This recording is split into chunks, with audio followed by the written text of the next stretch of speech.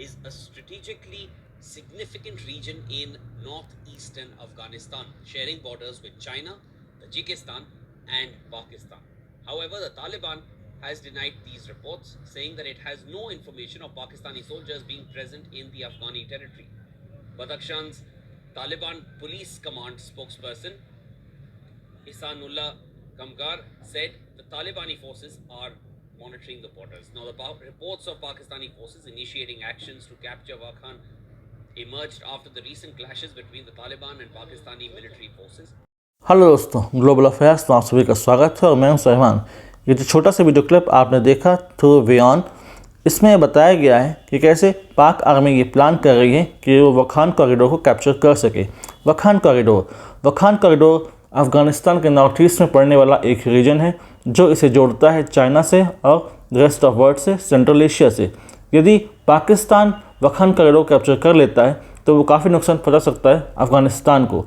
पिछले कई दिनों से अफ़गानिस्तान के लड़ाके लगातार पाकिस्तान में नुकसान पहुंचा रहे हैं और उधर ईरान के हमले ने भी पाकिस्तान को डरा के रखा हुआ है। तो इस चीज़ को न्यूट्रलाइज़ करने के लिए और इस चीज़ को टोन डाउन करने के लिए ये तरीका निकाला गया है कि क्यों ना वखान कॉरिडोर को कैप्चर कर लिया जाए।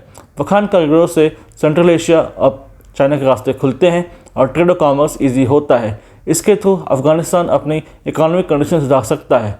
दरअसल इस पर नज़र पाकिस्तान की हमेशा से थी कि इसको कैप्चर कर लें तो इसका हम CPEC और बेल्ट और रोड इनिशिएटिव में इस्तेमाल कर सकेंगे और इसमें चाइना के भी एक हिडन मोटिव है। चाइना को भी इससे फ़ायदा होता है कि अगर ये रीजन मिल जाता है तो इसके थ्रू हम आगे अपना ट्रेड और कॉरिडोर को बढ़ा सकते हैं। वखान रीजन से हम ये पाकिस्तान, अफ़गानिस्तान और चाइना के ट्रांजेक्शन के साथ साथ ये इंडिया को भी जोड़ता है, क्योंकि यहाँ से अफ़गानिस्तान की सीमा जुड़ती है इंडिया से, जो कि इस समय POK के कारण हमसे कटी हुई है।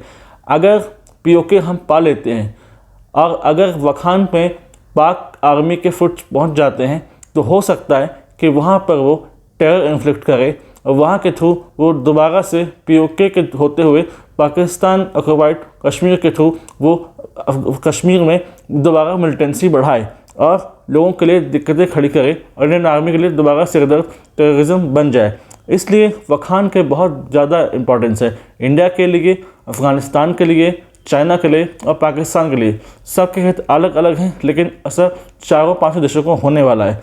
अगर ऐसा हुआ तो फिर अफ़गानिस्तान और इंडिया दोनों के लिए बहुत मुसीबतें आने वाली हैं। ये सिरदर्द हो सकता है। हालांकि अफ़गानिस्तान के जो ऑफिशियल स्पोक्स पर्सन हैं उनका ये कहना है कि ऐसी कोई बात नहीं है, कोई पाकिस्तानी प्रेजेंस यहाँ नहीं देखी गई है, बल्कि तालिबान ने अफ़गानिस्तान को कई पीछे धकेल दिया है और लगातार नुकसान पहुँचा रहे हैं। इसलिए निकट भविष्य में ऐसी संभावना नहीं कि वखान कॉरिडोर को पाकिस्तान गेन कर लेगा और नुकसान करेगा। आशा करते हैं कि वखान कॉरिडोर पर पाकिस्तान का कब्जा ना हो, क्योंकि ये हमारे लार्जर गुड में है, क्योंकि यहाँ पर हमें एक रूम मिलता है कि हम POK को कैप्चर करने का प्लान कर सकें। क्योंकि देखिए POK में एंटी पाकिस्तान सेंटिमेंट्स बढ़ते जा रहे हैं और वहाँ पर एक तरह से लगातार प्रोटेस्ट हो रहे हैं due to lack of infrastructure development. इसलिए वहाँ के लोग अब प्रो इंडिया सेंटिमेंट्स वहाँ पर पनप रही है। इसलिए हमें चाहिए कि हमें एक रूम मिल रहा है कि हम POK को धीरे धीरे एनेक्स कर सकें। यदि इस पर वेल थॉट प्रोसेस एम्प्लॉय किया जाए तो हो सकता है कि निकट भविष्य में POK का सपना जो अधूरा है, जो हमसे टूटा हुआ है, वो दोबारा इंटीग्रेट हो जाए और भारत का पूर्ण नक्शा हमारे सामने हो विदाउट एनी POK। तो पूरा कश्मीर इंडिया का होगा। इसके लिए प्रॉपर प्लानिंग करनी होगी ताकि किसी भी प्रकार के एरर की संभावना ना हो।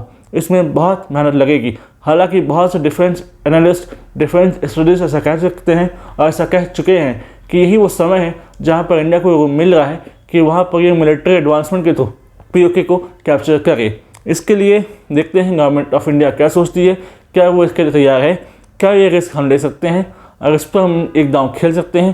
क्योंकि अभी हमें अपना अमेरिका में प्रेसिडेंसी बदली है, डोनाल्ड ट्रंप आने वाले हैं, उनका मूव क्या होगा, यदि हम ऐसा कुछ करते हैं, चाइना का क्या होगा स्टेक और रशिया का क्या कहना होगा।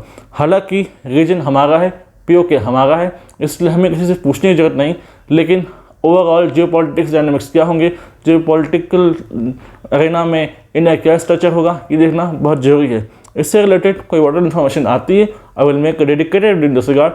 Thanks for watching. जय हिंद, जय Bharat. Do comment, subscribe and share the video and widely spread this video ताकि लोग यहाँ के रीजनल डायनामिक्स और यहाँ के सिग्निफिकेंस को समझ सकें। Thanks for watching. जय हिंद।